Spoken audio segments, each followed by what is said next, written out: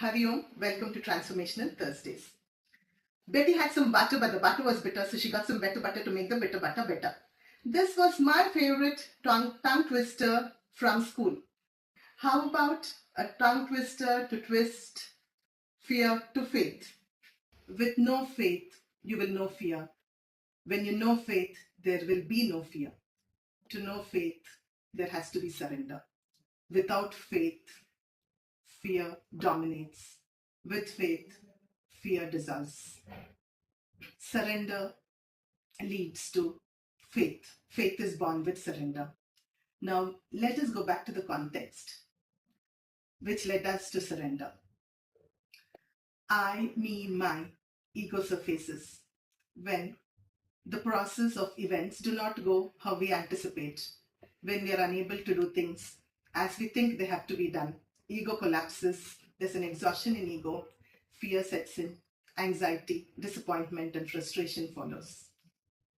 With this, surrender is born. With surrender, faith blossoms. You can relate chapter 1 to the Arjuna in you, to the Arjuna in me, by trailing our everyday routine, be it a homemaker or be it a person at work.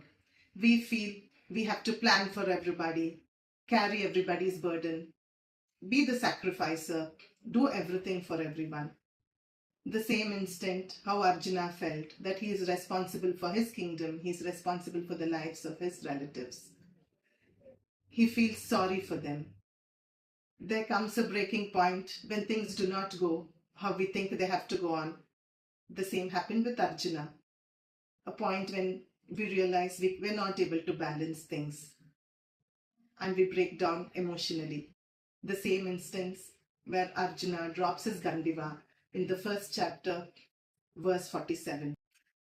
This is the point when fear sets in, anxiety breaks out, disappointment, frustration follow. We think this is our failure, but no, despondency is not failure, but it is the doorway to surrender and for faith to blossom as ego ends. With surrender, the divine takes over.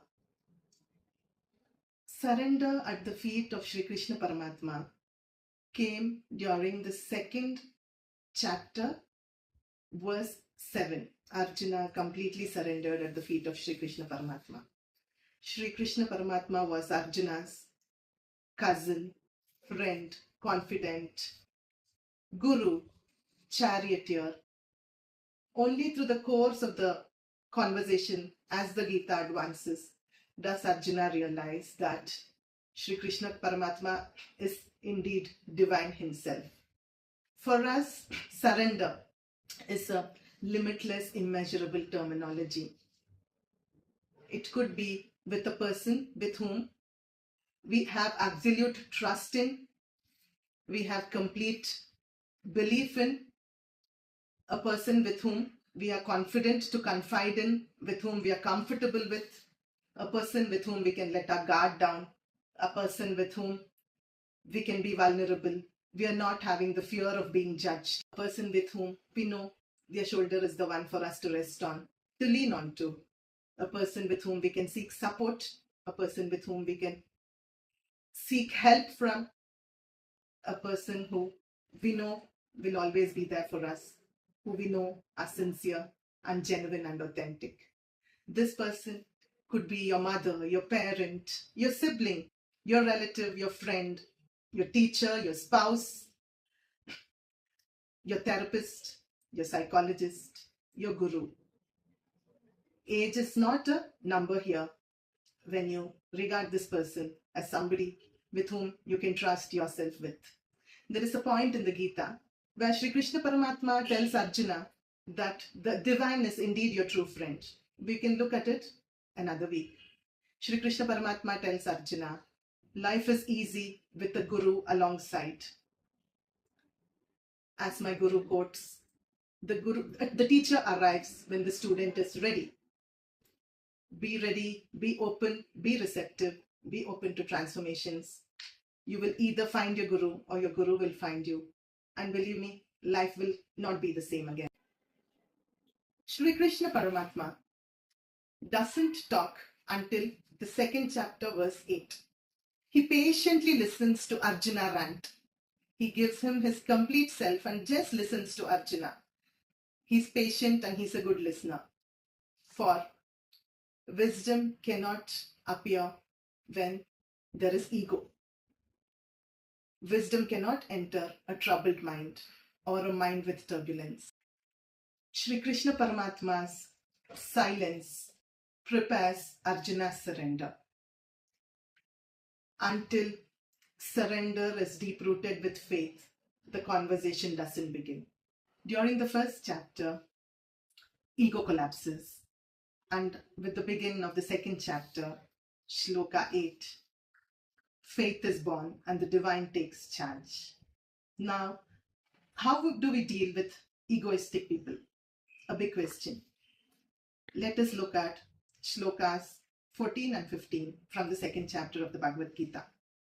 Matra sparshastu kaunteya shitoshna sukha dukkadaha agama nitya tamsitikshvasva bharata yamina vyatayantyetye purushashrabha samadukha sukham dhiram somrutatvaya kalpate. The poetic translation from the rhythm of Krishna. Arjuna, your physical body and senses suffer and wear. Heat, cold, joy, and miserly effects they have to bear. Know them to be fleeting sensations of body and mind. They too shall pass, endure, and you shall thus find. Who by these sensations are not imbalanced or affected, who in happiness and pain remain poised and unaffected. O Arjuna, only such men with the strongest foundation are deep enough to attain the liberation. Shri Krishna Paramatma tells Arjuna, pains and pleasures are all changing situations in life. Just like weathers change, the summers change to winters and the winters change to summers. These situations are transitory, they are fleeting. With pain, we deliver emotional reactions. We either seek validation, or there are arguments, or there is submission. When ego counters with ego, words clash. But when there is silence, everybody is at peace. Do not counter ego with ego, but counter ego with silence. Ego diminishes with silence. Words only create clashes. Rise to a branch higher in maturity.